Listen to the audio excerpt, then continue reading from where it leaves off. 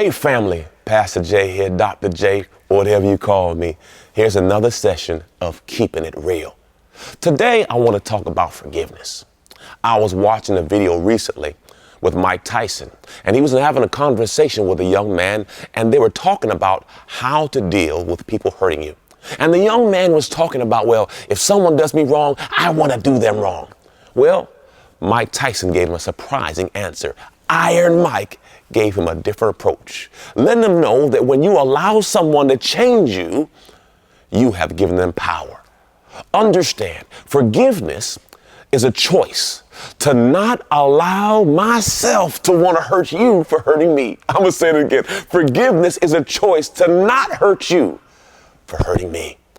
See, the animal man, the carnal instinct, we want to get back. You hurt me, I hurt you. You stab me, I stab you.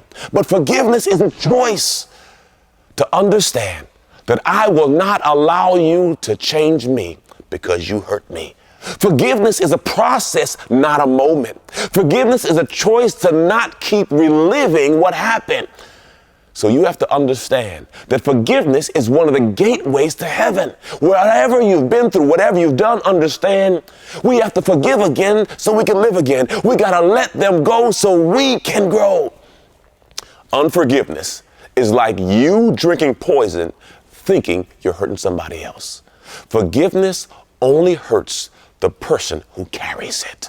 So we got to let them go so we can grow. Today, I want to give you a few key points on why forgiveness is critical to your life. In Psalms 55:1, David says, I was born into sin. Guess what? We are sinners. I don't know if you know that, but we are sinners. We are born into sin, meaning we're going to mess up, we're going to blow it, we're going to make mistakes. I need grace. So for me to have grace, I have to give grace. We are born sinners. So guess what? People are going to blow it just like you blow it.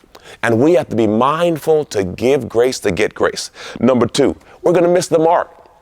Romans 3:23 says, for all have sinned and all have fallen short of the glory. Listen, I've had a life where I've made tremendous mistakes. So what I have learned in my life is I want to keep my grace account full. What do you mean by that? I want to give as much grace as possible because I've made tons of mistakes. I don't know about you. Raise your hand if you make some mistakes. Yeah, we've all made some mistakes. I need grace. And for me to get grace, I must give grace. Luke 6:38 says, give and it shall be given. Good measure, pressed down, shaken together, and runneth over. For the measure we give is the measure that we shall receive. So to receive grace, I have to give grace. Guess what? People do stuff to us all the time. They lie, they cheat, they steal, they hurt us, and we feel like we have to respond. But I understand Jesus says, God says, vengeance is mine, says the Lord. God got your back. God saw everything happen. So to get grace, I got to give grace. Lamentations, number 3. His grace is fresh and new every day. Lamentations 3:22 and 23 says this. Every day, God's grace is fresh and new. So guess what? If God is going to give me fresh grace and fresh mercy every day, I believe I am obligated to give back what God gave me. God gave me fresh grace, I got to give you fresh grace. God gave me fresh mercy, I got to give you fresh mercy. So guess what I do? I have a certain amount of grace per day, okay? So there was a situation where me and my wife had some heated fellowship, okay? We were arguing, we were beefing, right? And so I got tired. It was about 7 o'clock at night. And I said, hey, babe, I appreciate what you feel and what you say. But right now, I'm out of grace for the day. Let's talk in the morning when God gives me a fresh cup of grace and a fresh cup of mercy. Every single day, God gives us fresh grace and fresh mercy, and we have an obligation to share the grace we have given and the mercy that we have given. This one, next one, number 4, let it go. Ooh, this is so hard. Let it go so you can grow. Let it go so you can grow. I want to read 2 Corinthians 2:2-5. Hear this. It says this, now regarding the one who started all this. Anybody start some stuff? Yeah. Now regarding the one who started all this, the person in question who caused all this pain. I don't want you to come down too hard on him. What the majority of you have agreed is punishment enough. Now it's time to forgive this man. Help him back on his feet. Did he say help him back on his feet? I want to kick him, Lord. I want to kick him. I know. The animal man, the carnal man wants to get back at people who hurt us. That's a real feeling, but you have to give it to God. He says this, now is the time to forgive this man. Help him back on his feet. If all you do is pour guilt on people, you will drown him in it. My counsel is pour on love. Wow, how do I do this? Well, this is what I do. I remember what I have done, and I remember what Christ has done for me. In spite of all my flaws, all my mistakes, Jesus forgave me. Jesus hung on the cross, and there were people talking about him, lying upon him, cursing him. And he said this, Lord, forgive them, for they know not what they do. Imagine all that Jesus went through, and he said, forgive them. Now, I don't know where you're at right now, but can you check your hands on me? Do you have a hole in it? Can you check your feet? Do they have a hole in it? Can I check your side? Is there a hole there? Is there a crown of thorns in your head? Well, if Christ can forgive them for crucifying him, can you forgive the person who hurt you, who lied on you? Christ forgave them. Here's how I learned how to forgive. I have learned to treat everybody like a baby. This will help you. Treat everybody like a baby. What do you mean by that? People gonna piss on you. People gonna crap on you. People gonna lie on you. People gonna cheat on you. Yeah, they're gonna do it. They're gonna do it. But if I treat them like a baby, I no longer get so emotionally attached because I realize that's just where they are.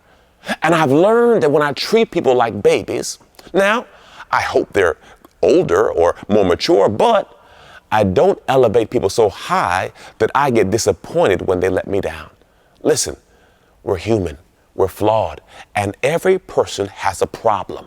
If you hang around a person long enough, you'll find their problem. And hurt people hurt people. So you have to allow yourself to understand that people are going to mess up and people are going to blow it. Over and over again, we learn this. So I have to give grace.